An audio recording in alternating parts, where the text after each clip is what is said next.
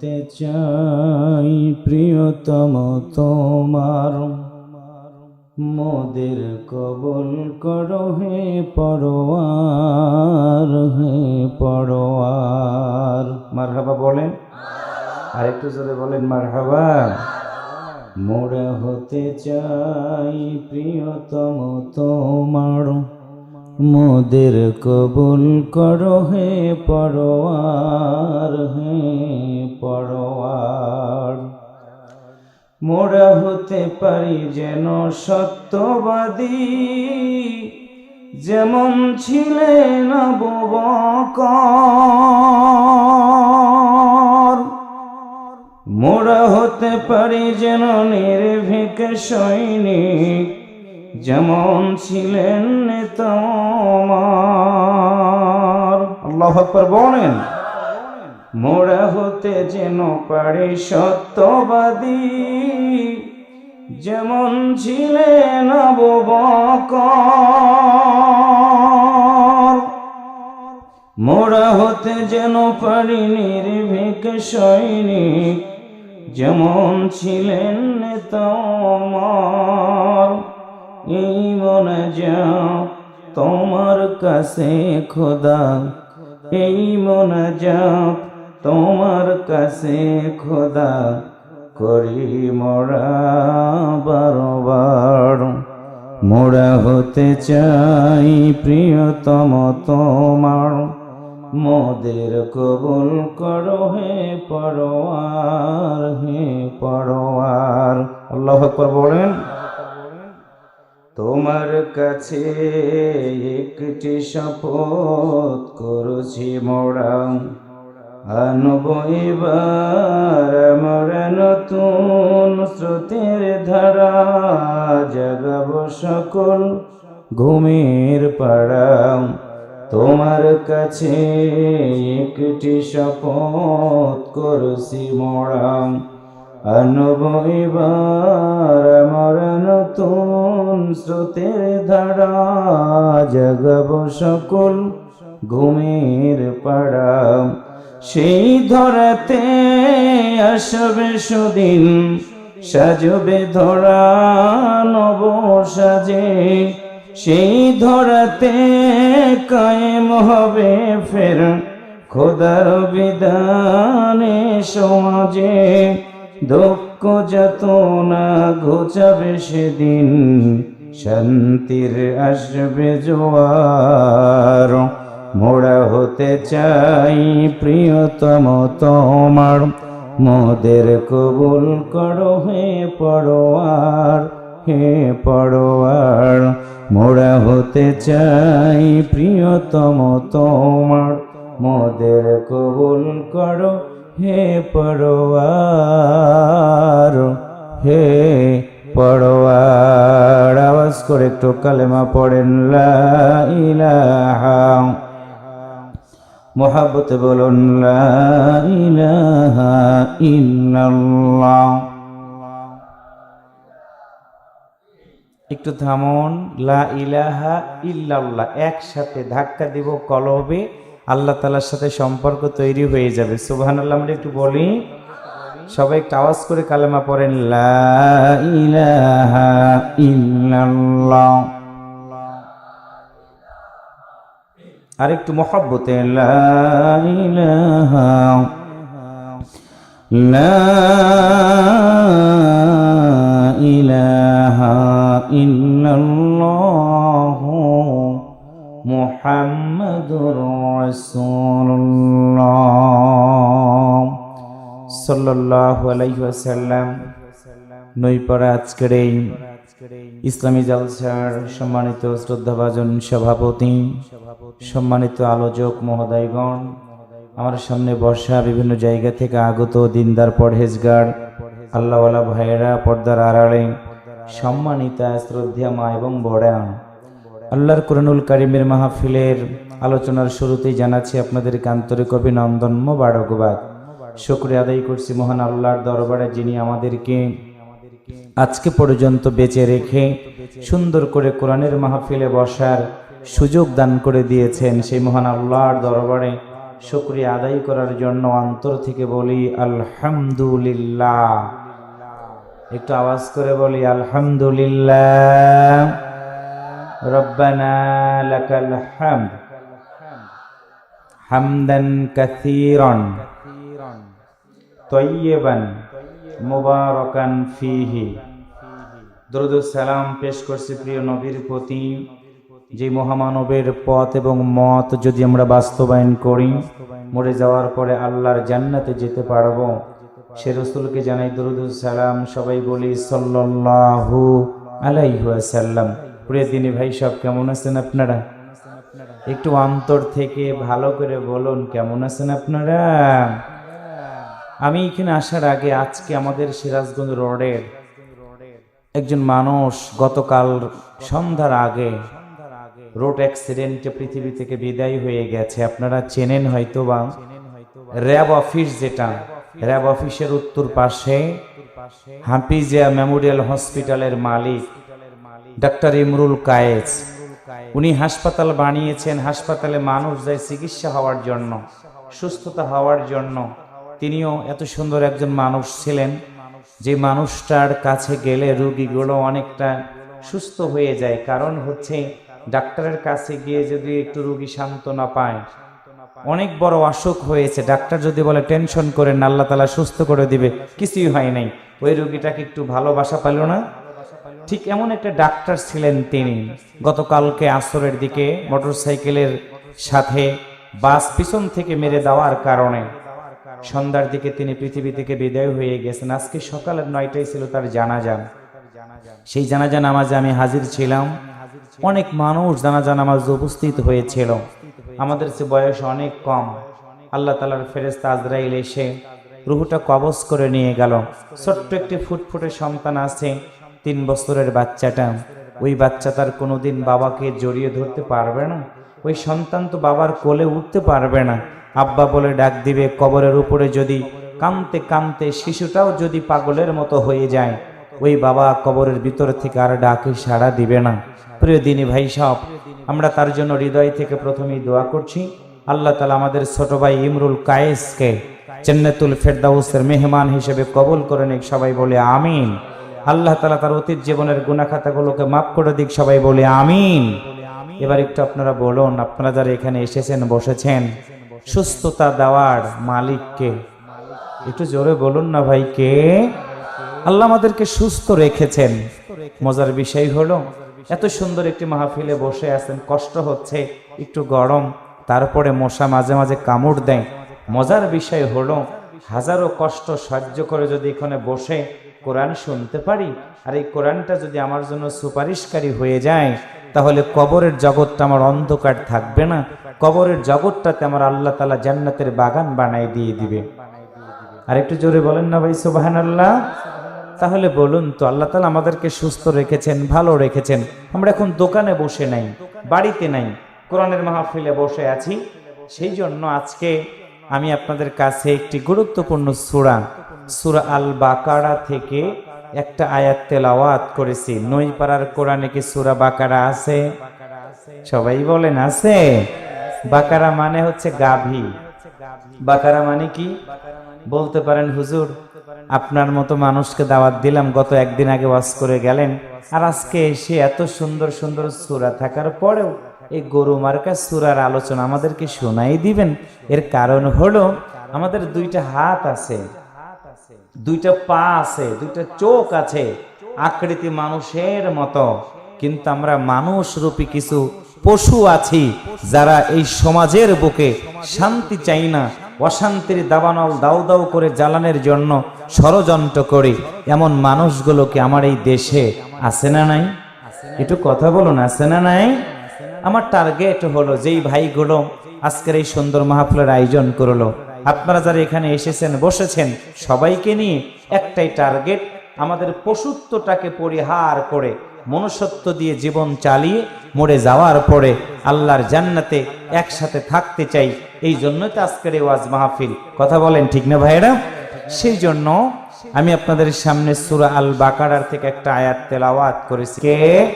আল্লাহকে বন্ধু বানালে লাভ কি? আল্লাহ বলেন ইখরিজুহুম, আমি বের করে আনবো। মিন মানে হইতে, জুলুমাত মানে অন্ধকার, ইলা মানে দিকে, নূর মানে আলো। আল্লাহ বলেন বান্দারে আমারও যদি বন্ধু বানাইয়া জীবন চালাও, আমি তোমারে কথা দিলাম অন্ধকার থেকে আলোর দিকে তোমাকে নিয়ে আসবো। এই অন্ধকার মানে হলো ইসলাম বিরোধী, কোরআন বিরোধী, আল্লাহ বিরোধী। আল্লাহর এই জমিনে কোরআনের বিধান কায়েম হোক, এটা যারা চায় না তারা হচ্ছে আল্লাহ বিরোধী। আর আল্লাহ বলেন বান্দারে আমারে যারা বন্ধু হিসেবে গ্রহণ করে জীবনটা চালানোর জন্য চেষ্টা করবা, আমি আল্লাহ তোমাকে অন্ধকার থেকে আলোর দিকে নিয়ে আসব। ইসলাম ধর্মের ভিতরে তোমাকে দীক্ষিত করে দিয়ে সকল প্রকার মানব রচিত আইনগুলো থেকে দূরে রেখে আমি আল্লাহ তাআলা তোমাকে পৃথিবীতে সম্মানিত করব। আমার কাছে তুমি সম্মানিত থাকবা, সমাজের মানুষগুলোর কাছে সম্মানিত থাকবা। মনে রাখবা তোমার জীবন শেষ হয়ে যাবে, আমি আল্লাহ তোমারে জান্নাত দিয়ে দিব। আর একটু জোরে বলেন। তাহলে বলুন তো যতদিন বাঁচবো ওই জান্নাতে যাওয়ার জন্য বন্ধু হিসেবে মানবো কাকে? কথাটা কার? কোন সূরা? কোন সূরা? কত নম্বর আয়াত? 257। কত নম্বর আয়াত? একটু মারহাবা জোরে বলেন, আল্লাহু আকবার জোরে বলেন, সুবহানাল্লাহ জোরে বলেন।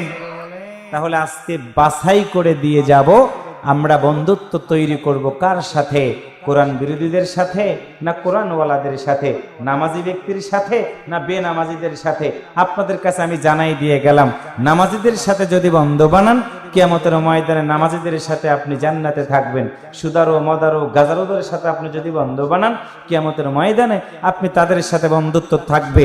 তাহলে বলুন তো যতদিন পৃথিবীতে বাঁচব নামাজি ব্যক্তি আল্লাহওয়ালা মানুষদের সাথে আমাদের বন্ধুত্ব তৈরি করা দরকার আছে না নাই? আরেকবার বলুন আছে না নাই? আসুন সেই প্রত্যাশা রেখেই আলোচনা শুরু করছি। আপনারা তো জানেন যে আমি আলোচনা শুরুর আগে একটা তাকবীর দিই আমাদের ঘুমটা ছাড়ানোর জন্য। আপনাদের কি ঘুম ধরে গেছে? ঘুম ধরে নাই তো? তাহলে আমরা যারা এখানে আসছি একটু দুইটা হাত আল্লাহর দিকে উঠান তো, দেখে দুই হাত উঠান, একটু টান টান করে দেখে উঠান উঠান উঠান। মুরব্বী কি পান খাইতেছেন? আচ্ছা খান খান পান, আত্মা করে খান আর কি, মরে গেলে তো আর খাইতে পারবেন না। ঠিক আছে, নড়াচড়া করেন হাতগুলো এরকম, একটু টান করেন, সবাই এরকম টান করেন। এটা তাকবীর দেন, লিল্লাহি তাকবীর। না রে ভাই, অনেক লোক তো আপনারা, কিন্তু আওয়াজ এত কম কেন? একসাথে লিল্লাহি তাকবীর। আল কোরআনের আলো, আল হাদিসের আলো, লিল্লাহি তাকবীর। একসাথে লিল্লাহি তাকবীর। হাত নামান, আওয়াজ করে বলুন তোমরা যে আল্লাহু আকবার বলেছি, খুশি হয়েছে কে? রাগ করেছে কে? আজকে সচেতন হয়ে গেছেন না?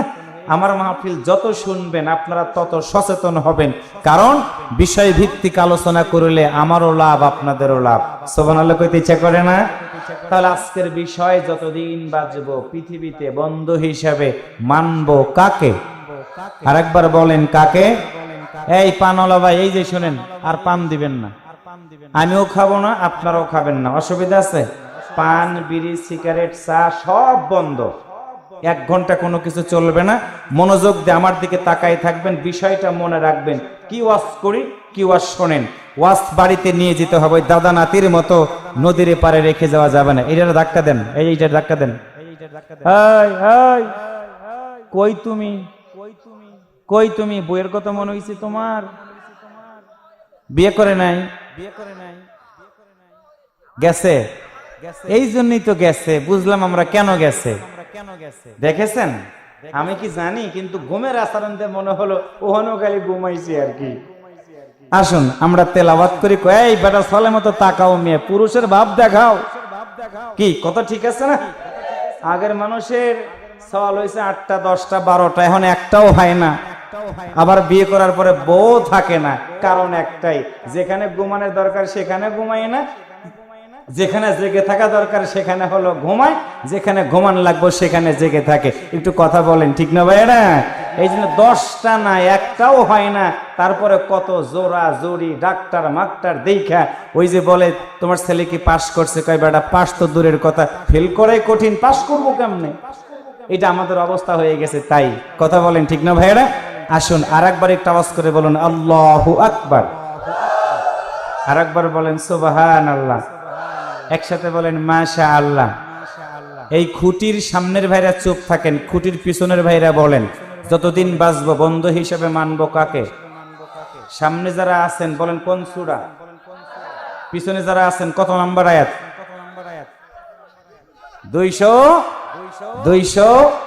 হাই মাইকলা কোন সূরা রাজ করতেছি কও কও। সূরা বাকারা মনে রাখো বেটা। আসুন আমরা তেলাওয়াত করি। তেলাওয়াত শেষ করব, কি যেন বলবো? তেলাওয়াত শেষ করলে কি যেন বলবো? আরেকবার বলেন, কি যেন বলবো? আল্লাহু আকবার বললে আপনার জিহ্বাটা তরুতাজা থাকবে, কলিজাটা ঠান্ডা হবে, হার্ট শক্তিশালী হবে। পড়ুন সবাই আমার সাথে। আউযু বিল্লাহি মিনাশ শাইতানির রাজীম। বিসমিল্লাহির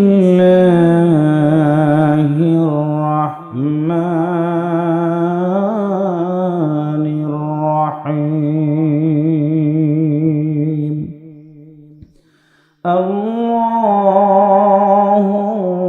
ওয়ালিয়ুল লাযীনা আমানু ইউখরিজুহুম মিনাজ যুলুমাতি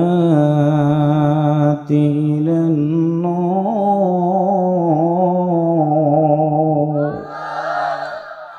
সম্মানিত প্রিয় ভাইরা, বিশ্বনবী সাল্লাল্লাহু আলাইহি ওয়াসাল্লামের মাদানী জিন্দেগিতে সূরাটি নাজিল হয়। মাদানী সূরাগুলোর কত দাম বুঝবেন হৃদয় দিয়ে, কারণ হলো মাদানী জিন্দেগিতে আল্লাহর নবী রাষ্ট্রপ্রধান ছিলেন। মারহাবা জোরে বলেন। আল্লাহর নবী রাষ্ট্রপ্রধান থেকে ক্ষমতার মসনদে বসেছেন। মানুষগুলোকে ডাক দিয়েছেন, ফিরে এসো, কোরআন শোনো, কোরআন মানো, কোরআনের পক্ষে আন্দোলন গড়ে তোলো। কোরআন কেন্দ্রিক সমাজ ব্যবস্থা যদি কায়েম হয়, ওই সমাজের বুকে অশান্তি থাকবে না, খারাপ কাজ থাকবে না, অন্যায় করতে পারবে না মানুষগুলো। এমন সময় মানুষগুলোকে মাদানী জিন্দেগিতে বিশ্বনবী রাষ্ট্র গঠন করার জন্য আহ্বান করেছেন। একটু মারহাবা জোরে বলেন। আল্লাহ নবী বসে আছেন, সাহাবীরা এসে ডাক দিয়ে বলে, ইয়া রাসূলুল্লাহ, হুজুর আপনি কি আমাদের কাছে একটা কথা বলে দিবেন না? কোন কাজটা করলে আমরা জান্নাতে যেতে পারবো? আল্লাহ রাসূল বললেন, সাহাবীরা শুনে নাও, তোমাদের জীবন চলার পথে একটা সিদ্ধান্ত নিবা, যতদিন বাঁচবা আল্লাহর বন্ধু বানায় নিবা। আওয়াজ করে বলুন তো, আমাদের বন্ধুকে? একসাথে বলেন, কে? কেন আল্লাহর বন্ধু বানাবেন? একটা কথা বিচার করবেন আপনারা, কারণ হলো এত সুন্দর জমিন, এই জমিনের উপরে বসে আছি। জবান খুলে বলুন তো, এত সুন্দর জমিনের মালিক কে? আল্লাযী জাআলা লাকুমুল আরদা ফিরাশাও ওয়াস সামাআ বিনাআও وأنزل من السماء ماء فأخرج به من الثمرات رزقا لكم فلا تجعلوا لله أندادا وأنتم تعلمون। আল্লাহ বলেন, রাসূল বলে দাও, আমি আল্লাহ আসমানটাকে ছাদ বানালাম, জমিনটাকে বিছানা বানালাম। কি খাবো আমরা? চিন্তা করা নাই আমার মা। কি খাবো আমরা? চিন্তা করা নাই আমার বাবা। আমার আল্লাহ চিন্তা করার পরে, ও নই পাড়ার মুসলমানেরা, হৃদয়ে দিয়ে কথাগুলো শুনুন। কিছুদিন পূর্বে আপনারা ধানগুলো কাটলেন মাঠের ভিতর থেকে, একদিনে কিন্তু ধান গাছ হয় নাই। সুন্দর করে শুকনা ধানগুলোকে একদিন ভরা পানির ভিতরে বস্তার ভিতরে করে ভিজায় রাখলাম আমরা। বস্তার ভিতরে ভিজায় রাখার পরে, ওই ধানগুলোকে রাখার পরে দেখলাম পরের দিন ধানগুলো সাদা, একটা অঙ্কুর বের হয়ে গেছে। সকাল হয়ে গেল, মাঠের ভিতরে নিয়ে গেলাম, কাদামাটি গুলোকে সমান করে ধানগুলোর জটা ছাড়াইয়া দিলাম, দুইটা হাত দিয়ে ছড়াইয়া দিয়ে আসলাম ধানগুলো। 7 দিন পরে গিয়ে দেখবেন ধান গাছগুলো আর সাদা নাই, সাদা নাই, ছোট্ট ছোট্ট ধান ফেটে একটা করে গাছ হয়ে গেছে 4টা 5টা করে পাতা, 4টা 5টা পাতা হয়ে গেল। 2 মাস হয়ে গেল ধানের চারার বয়স। মাঠের ভিতরে পানি দিলাম, কাদামাটি গুলোকে সমান করলাম আমরা, সুন্দর করে লেবার দিয়ে ধান গাছগুলো উঠায়া সারিবদ্ধ করে 2টা 3টা ধানের চারা দিয়া জমিনের ভিতরে ছোট্ট ছোট্ট ধান গাছগুলো লাগাই দিয়ে আসলাম। 2 মাস হয়ে যাওয়ার পরে আল্লাহ বলেন, বান্দারে আসমান থেকে বৃষ্টি দিলাম, জমিন থেকে তোমরা tubewell, shallow machine, deep tubewell গাড়লা তোমরা। আমি আল্লাহ যদি ইচ্ছা করি জমিনের পানিগুলো যদি শুকায় দেই, পানিগুলো টিউবওয়েল দিয়ে উঠবে না, শ্যালো মেশিন দিয়ে উঠবে না, মোটর দিয়ে উঠবে না। আমি আল্লাহ কি করলাম, জমিনের পানিটাকে বললাম পানি রে ওঠো। বলেন আল্লাহু আকবার। আল্লাহ বলেন, বান্দারে পানি আমি দিয়ে দিলাম তোমাদেরকে, জমিনের ভিতরে তোমরা পানিগুলো দিয়ে দিলাম। 1 মাস হয়ে গেল পানি দেওয়ার পরে ধানগুলো 1 মুষ্টি হয়ে গেল মোটা। 2 মাস বয়স যখন হয়ে যাওয়ার পর ধান গাছগুলোকে আল্লাহ বললেন, ধান গাছ রে তুমি ফেটে যাও। ফেটে গেল ধান গাছগুলো, একটা করে ছড়া বের হয়ে গেল। আপনারা ছড়া বলেন না শীষ বলেন? একসাথে বলেন, কি বলেন? একটা করে শীষ বের হয়ে গেল। 7 দিন পরে গিয়ে দেখবেন শীষ নাই, শীষের সাথে 20টা 25টা করে ধান আমরা দেখতে পাই। আল্লাহ বলেন, বান্দারে শোনো, ওই ধানগুলো সিটা করে দেওয়ার মতো ক্ষমতা আমি আল্লাহর আছে, কিন্তু বান্দারে শোনো, আমি তো তোমারে সৃষ্টি করেছি, যার কারণে ওই ধানগুলোর ভিতরে আমি আল্লাহ চালটা ভরাইয়া দিয়া তোমার মতো বান্দার রিজিকের ব্যবস্থাটা করে দিয়ে দিলাম। জবান খুলে বলুন তো, ধানের ভিতরে চাল ভরাইয়া দিয়া রিজিকের ব্যবস্থাটা যিনি করে দিলেন, জবান খুলে বলুন তো তিনি যেন কে? 1 নম্বরে যুক্তি দিলাম, আল্লাহ আমাদের রিজিকের ব্যবস্থাটা করে দিয়ে দিলেন। আল্লাহ বলেন, বান্দারে শোনো, শুধু রিজিকের ব্যবস্থাটা আমি আল্লাহ তোমার জন্য করে দিলাম না, শোনো রে বান্দা, তুমি কেমন করে জীবন চালাবা সেই কথাগুলো আমি আল্লাহ তোমারে জানাই দিলাম। আল্লাহ বলেন, ইয়া আইয়ুহাল্লাযীনা আমানু দুখুলু ফিস-সিলমি কাফা ওয়া লা তাত্তাবি'উ খুতুওয়াতিশ শাইতান ইন্নাহু লাকুম আদুউম মুবিন। আর একটু জোরে বলা লাগবে, আল্লাহু আকবার। আল্লাহ বলেন, রাসূল বলে দাও, আমি আল্লাহ বললাম, ইয়া আইয়ুহাল্লাযীনা আমানু, হে ঈমানদারগণ, উদখুলু, প্রবেশ করো, ফিস-সিলমি, শান্তির মধ্যে, ওয়া লা তাত্তাবি'উ খুতুওয়াতিশ শাইতান, শয়তানের তোমরা অনুকরণ করো না। ওয়ালা তাত্তাবি'উ খুতুওয়াতিশ শাইতান, শয়তানের অনুকরণ করো না। ইন্নাহু লাকুম আদুউম মুবিন, শয়তান হলো প্রকাশ্য শত্রু। আওয়াজ করে বলুন তো, শয়তানের কাছ থেকে আমাদের দূরে থাকা দরকার আছে না নাই? আর একবার বলুন, কেমনে দূরে থাকবো? আমার আল্লাহ সেই কথাটা সুন্দর করে ডাক দে বলেন, বান্দারে, চাইলেই শয়তানের কাছ থেকে দূরে থাকা যাবে না। দূরে থাকবা তুমি কেমন করে আমি আল্লাহ সেটাও বলে দিলাম।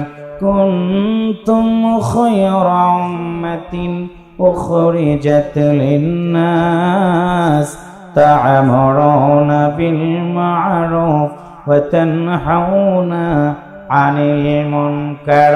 আল্লাহ বলেন, বান্দারে শুনে রাখো, সৎ কাজের যদি আদেশ দাও, অসৎ কাজ থেকে মানুষকে যদি বিরত রাখো, আমি আল্লাহ বললাম শয়তান তোমার কাছে কখনো আসতে পারবে না।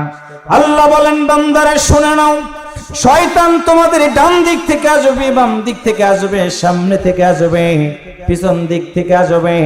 শয়তানের ওয়াসওয়াসা থেকে তুমি যদি বাঁচতে চাও, তোমাকে সুন্দর করে একটা সিদ্ধান্ত নিতে হবে, সেটা হলো, ইয়া আইয়ুহাল্লাযীনা আমানু হাল আদুল্লুকুম আলা তিজারাতিন তুনজিকুম মিন আযাবিন আলীম তু'মিনুনা বিল্লাহি ওয়া রাসূলিহি وتجاهدون في سبيل الله بأموالكم وأنفسكم ذلكم خير لكم إن كنتم تعلمون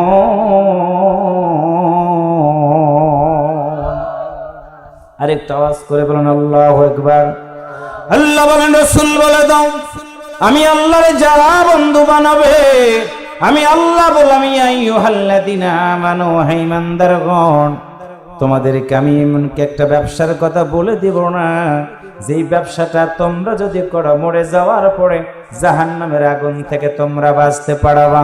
আল্লাহ বলেন, শুনে নাও, সেই ব্যবসাটা হলো তুমিনুনা বিল্লাহ, যতদিন বাঁচবা আল্লাহর প্রতি তোমরা ঈমান আনবা, ওয়া রাসূলিহি, রাসূলের প্রতি ঈমান আনবা, এবং যতদিন সংগ্রাম করবা একমাত্র আমি আল্লাহর জন্য।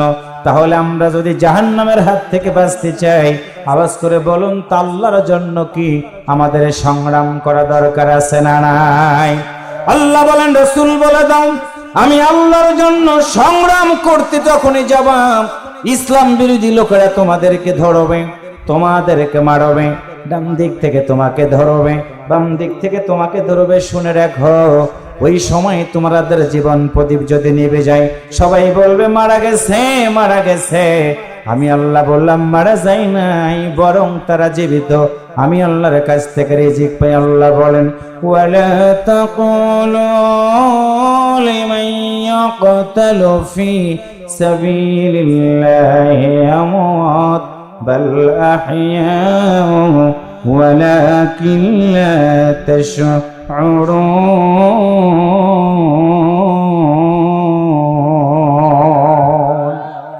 আরেকটা আওয়াজ করে বলুন আল্লাহু আকবার। আল্লাহ বলেন, রাসূল বলে দাও, ঈমানদার যারা হবে আমি আল্লাহর কসম দিয়ে বললাম, বান্দারে শুনে রাখো, কোরআনের পথে তুমি যখন থাকবা, কোরআন বিরোধী লোকেরা তোমাকে ধরবে, তোমাকে মেরে ফেলে দিবে। সবাই বলবে মরে গেছে, আমি আল্লাহ বললাম তারা মরে যায় নাই, বরং তারা জীবিত। আল্লাহু আকবার বলেন।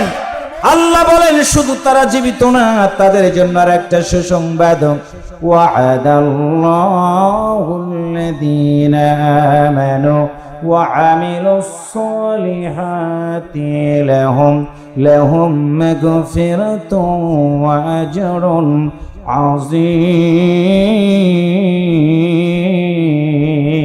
আযীম। আল্লাহ বলেন, রাসূল বলে দাও, আমারে যারা বন্ধু বানাবে আমি আল্লাহ ওয়াদা দিলাম তাদের গুনাহ খাতাগুলো শুধু মাফ করে দিব না, আমি আল্লাহ তাদেরকে জান্নাত দিয়ে দিব। ওই জান্নাতের মেহমান যারা হতে চায়, আওয়াজ করে বলুন তো, যতদিন বাঁচব বন্ধু হিসাবে আমরা মানব কাকে? আর একটু জোরে বলেন কাকে? সম্মানিত প্রিয় ভাইয়েরা, আজকে গোটা পৃথিবীর ইহুদিরা এক, গোটা পৃথিবীর খ্রিস্টানরা এক, গোটা পৃথিবীর নাসারারা এক। আজকে ফিলিস্তিনের মুসলমানদেরকে পৃথিবী থেকে বিদায় করে দিচ্ছে, ফিলিস্তিনের মসজিদগুলোকে ভেঙ্গে তছনছ করে দিচ্ছে, ফিলিস্তিনের মুসলমানদেরকে পাখির মতো গুলি করে মারছে। আজকের এই ময়দান থেকে আমরা একটা সিদ্ধান্ত নিয়ে বাড়িতে ফিরে যাব, যতদিন আমরা আল্লাহ তাআলা আমাদেরকে বাঁচায় রাখবে, আল্লাহ তাআলাকে বন্ধু হিসেবে মানব। আর আল্লাহ তাআলাকে বন্ধু হিসেবে আমরা যখনই মানব, আমাদের বক্তব্য হবে সুদের বিরুদ্ধে, আমাদের বক্তব্য হবে ঘুষের বিরুদ্ধে, আমাদের বক্তব্য হবে আল্লাহর এই জমিনে দিন কায়েমের পক্ষে কথা বলবো।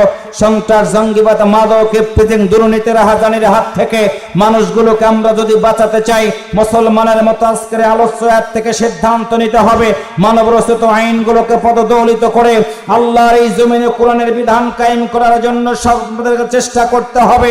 আল্লাহর এই জমিনে কোরআনের পক্ষে আমরা যখনই কথা বলবো, কোরআন বিরোধী লোকেরা আমাদেরকে ধরবে, মারবে, গ্রেফতার করবে, রিমান্ডে নেবে, এমনকি ফাঁসির কাস্টে ঝুলে আমাদেরকে মৃত্যুদণ্ড দণ্ডিত করতে পারে। মনে রাখবেন, মুসলমানেরা জন্মগ্রহণ করেছি একদিন, 100% মরে যাব। ওই মরে যদি যেতেই হয় আল্লাহ তাআলাকে বন্ধু বানাইতে গিয়ে, আল্লাহর এই জমিনে কোরআনের পক্ষে কথা বলতে গিয়ে আমার যদি মৃত্যু হয়, সেই মৃত্যুটা হবে শহীদ মৃত্যু। ওই শহীদ মৃত্যু হওয়ার জন্য মুসলমানের মতো আওয়াজ করে বলুন তো, যতদিন আমার আল্লাহ তাআলা বাঁচায় রাখবে, আল্লাহর কোরআনের সাথে আমাদের থাকা দরকার আছে না নাই? কারা কারা থাকতে রাজি আছেন? দু হাত তুলে আমার আল্লাহকে দেখায় দেন।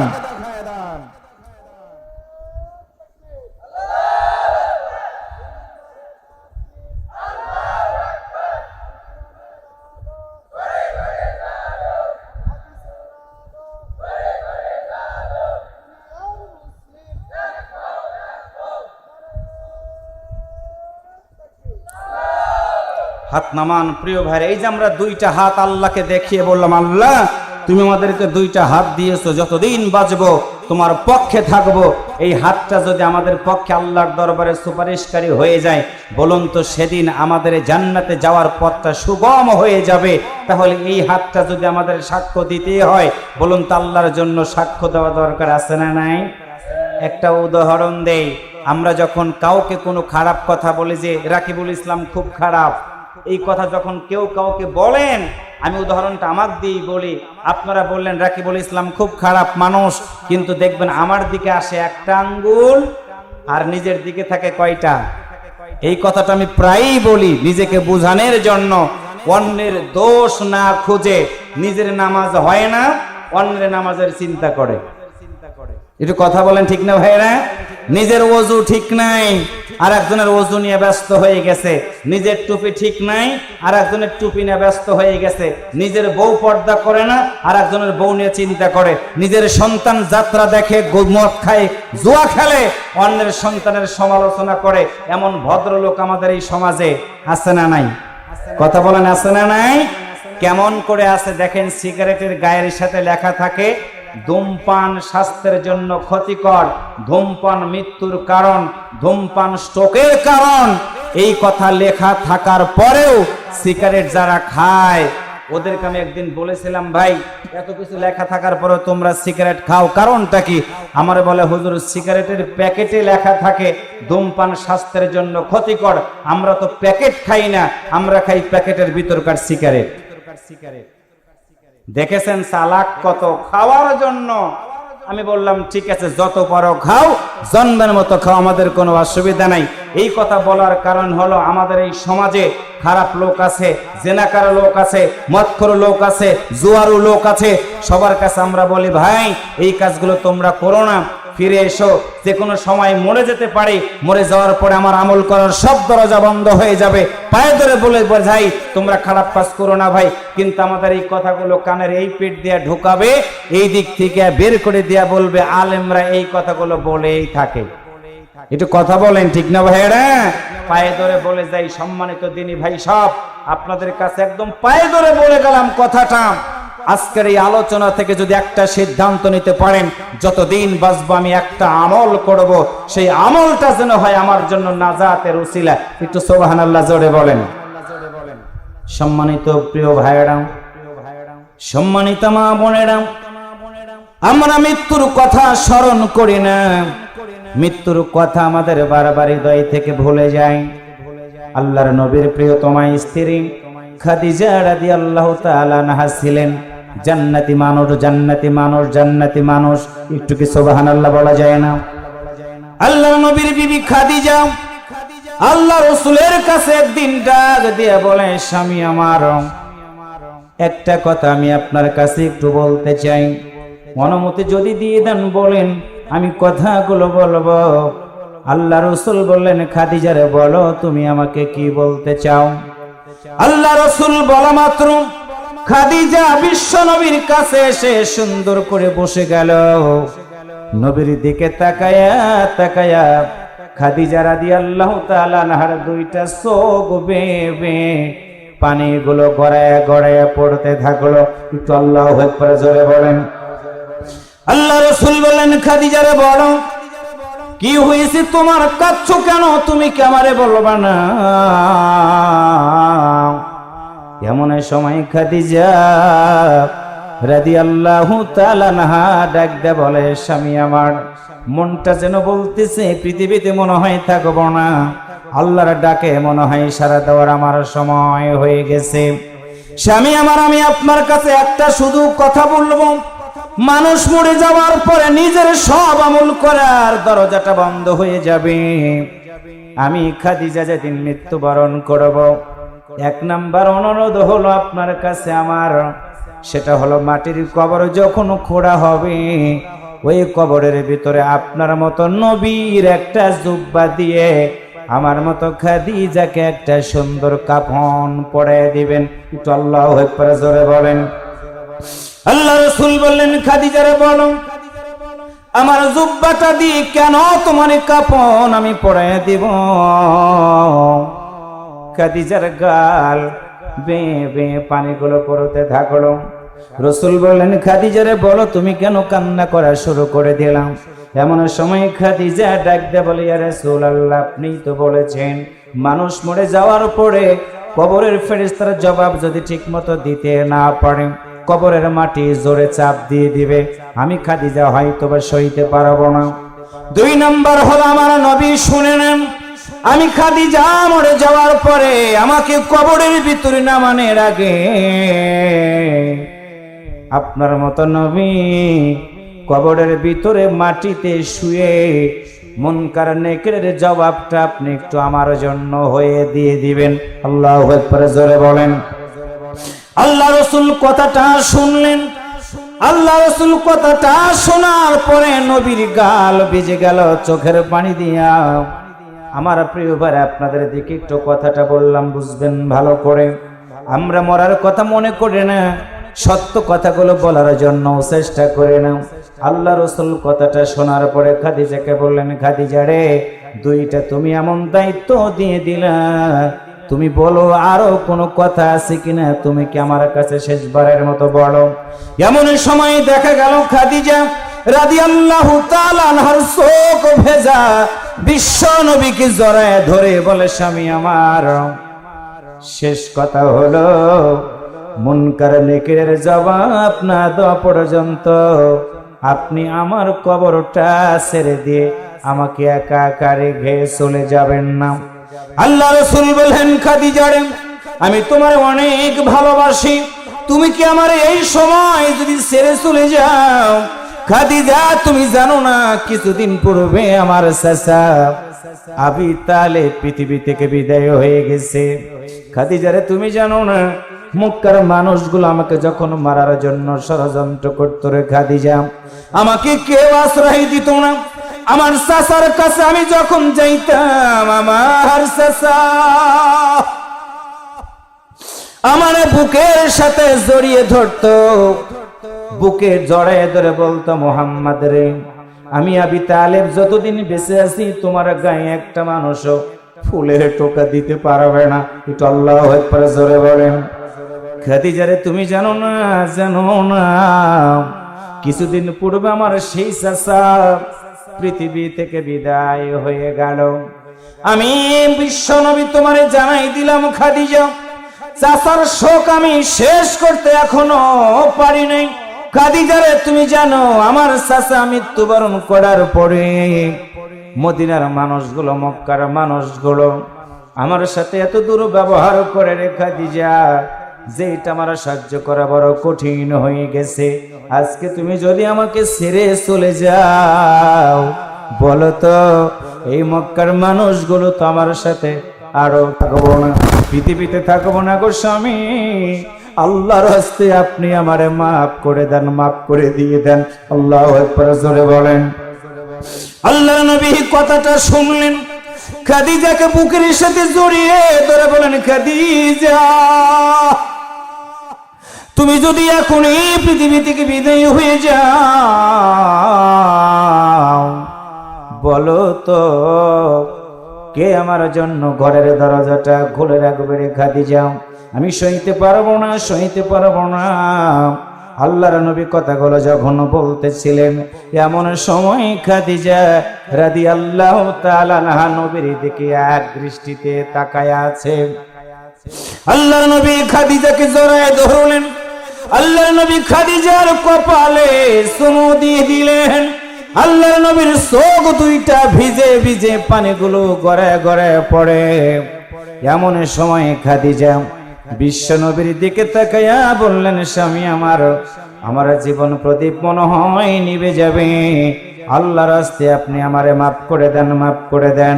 নবী আমার কথাগুলো শোনার পর খাদিজার দিকে তাকায় তাকায় বলে, খাদিজা রে, আমার দুঃখের দিনের সাথী তুমি, আমার দুঃখের দিনের সাথী আবি তালেব পৃথিবী থেকে বিদায় হয়ে গেছে।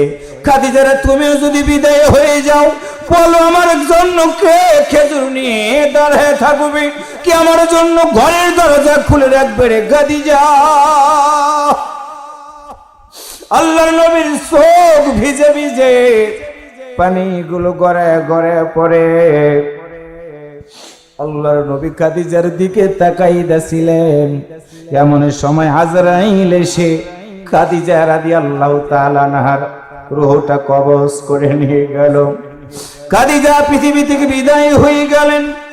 আল্লাহর নবী বলেছেন, মানুষ মরে যাওয়ার পরে কাঁদবে না, কাঁদবে না। কিন্তু আল্লাহর নবী চোখের পানিটা ধরে রাখতে পারলেন না, চোখ ভিজে গেছে। সাহাবীরা এসে নবীর সামনে দাঁড়ায় বলল, হুজুর, আপনি তো বলেছেন মানুষ মরে যাওয়ার পরে কেউ যেন জোরে জোরে কান্নাকাটি না করে, কিন্তু আপনার চোখের পোটায় কেন পানি? আল্লাহ রাসূল বললেন, সাহাবীরা শুনে নাও, আমার চাচাও চলে গেল, খাদিজাও চলে গেল, আমার আর কেউ থাকলো না, আমি নবী কাঁদতেছি নেই রে। কিন্তু আমার চোখটা তো কথা শোনে না। গাছ থেকে যখন ফল পাড়া হয়, একটা আম যখন পাড়া হয়, পাকা আম, দেখবেন আমটা পাড়ার পরে কিন্তু নিচ থেকে কষগুলো জড়িয়ে জড়িয়ে নিচের দিকে পড়ে। আল্লাহ নবীর চোখ ভেজা। খাদিজা মৃত্যু বরণ করলেন। আল্লাহর নবী খাদিজার দিকে তাকায়া বললেন, খাদিজা রে, তুমি আমার কাছে 3টা কথা বলেছিলা, যাও যাও, আমি নবী সিদ্ধান্ত নিলাম তোমার 3টা কথা আমি বাস্তবায়ন করব। একটু আল্লাহু আকবার জোরে বলেন। আল্লাহর নবী তার প্রিয় তোমার গোসল শেষ হয়ে গেল। আল্লাহর নবীর নিজের একটা পরনের জুব্বাটা দিয়ে খাদিজাকে কাফন পরানো হলো। খাদিজাকে কাফন পরায়া যখন খাটের উপরে রেখে দিয়েছে, আল্লাহর নবী খাদিজার দিকে তাকায়। আল্লাহর নবীর চোখটা ভিজে যাচ্ছে। আল্লাহর নবী দাঁড়ায় আছেন। খাদিজাকে নিয়ে যাওয়া হলো কবর পর্যন্ত। খাদিজা রাদিয়াল্লাহু তাআলা আনহার ঠিক আল্লাহর নবী তাকায় বলেন, খাদিজা রে, তুমি আমার কাছে বলেছিলা আমার একটা জুব্বাটা দিয়ে যেন আমি তোমার কবরের ভিতরে নামাই। খাদিজা রে, তুমি আজকে জানতে পারছো না, কিন্তু তাকায় দেখো আমি নবী যেই জুব্বাটা পরিধান করতাম রে খাদিজা, সেইটা তোমার কাফনের কাপড়ের হিসাবে আমি নবী দিয়ে আমার ওয়াদা ঠিক রেখেছি। দ্বিতীয় নাম্বার বললেন, খাদিজা রে, তুমি শুনে নাও, তুমি বলেছো কবরের ভিতরে নামার জন্য। আল্লাহর নবী নিজে কবরের ভিতরে নেমে কবরের মাটির দিকে তাকায় আছে। আল্লাহর নবীর চোখ দুইটা ভেজাও। আল্লাহর বান্দারা খাদিজাকে কবরের ভিতরে আল্লাহর নবী নামালেন। খাদিজাকে কবরের ভিতরে নামানোর পর আল্লাহর নবী বারবার খাদিজার মুখটা কিবলার দিকে করে দেয়। আমরা যেমন মরে যাওয়ার পরে দেখবেন মুখটা পশ্চিম দিকে আমরা করে দেই কিবলার দিকে। খাদিজা মৃত্যুবরণ করার পর আল্লাহর নবী নিজে খাদিজার মুখটা বারবার কিবলার দিকে করার জন্য চেষ্টা করে, কিন্তু আর সেই দিকে থাকে না। আবার মুখটা আকাশের দিকে হয়ে যায়। একবার, দুইবার, তিনবার পরে আল্লাহর নবীর কান্নাটার আওয়াজ বেড়ে গেল। কবর থেকে উঠে আল্লাহর নবী আকাশের দিকে তাকায়া বলেন, আল্লাহ,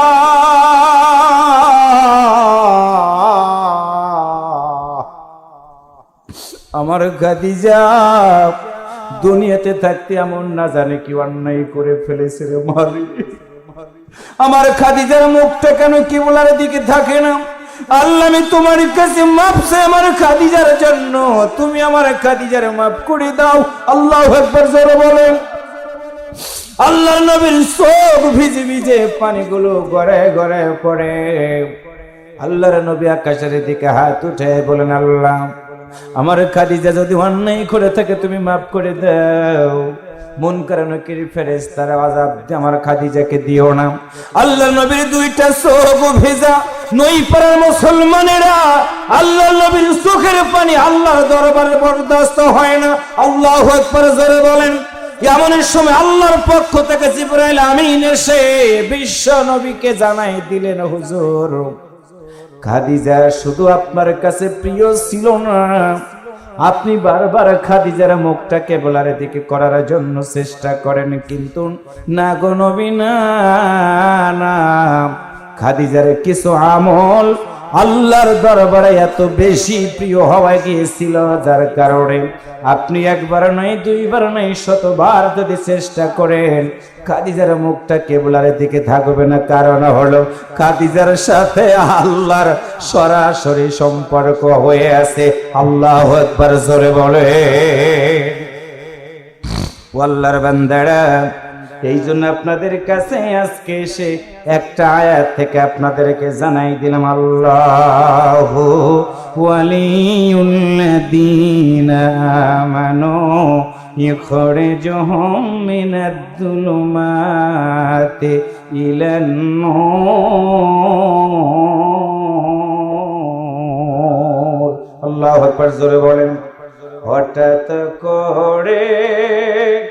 হঠাৎ করে শুনবে একদিন আমার মৃত্যুর খবর, কেঁদে কেঁদে আসবে সবাই দিতে আমায় কবর, দিতে আমায় কবর।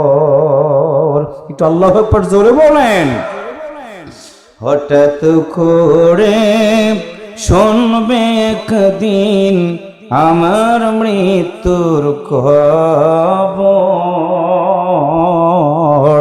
কেঁদে কেঁদে আসবে সবাই দিতে আমায় কবর, দিতে আমায় কবর। কথা বলেন ঠিক না ভাইরা? লাশটি আমার থাকবে পড়ে বাড়ির আঙিনায়, মুখের কাপড় উঠায়া সবাই কাঁদবে যে হায় হায়। লাশটি আমার থাকবে পড়ে বাড়ির আঙিনায়, মুখের কাপড় উঠায়া সবাই কাঁদবে যে হায় হায়। ওরে ওই কাঁদাতে লাভ হবে না,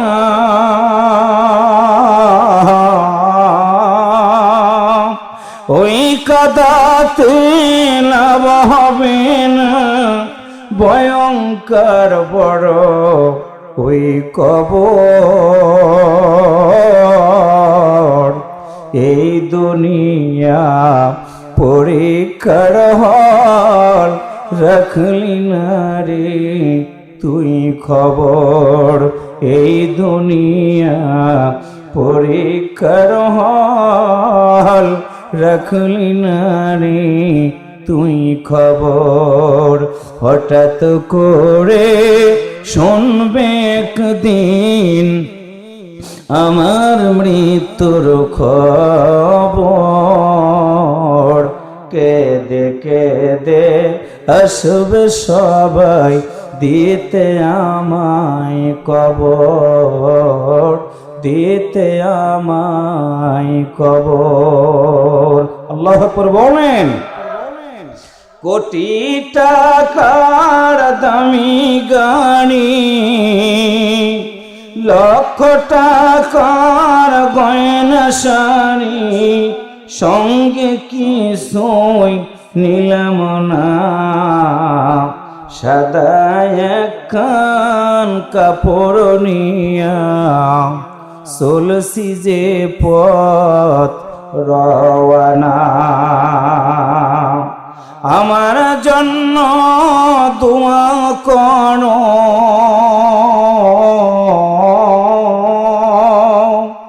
আমার জন্য দোয়া করো, শান্তি যেন হয় মোর কবর।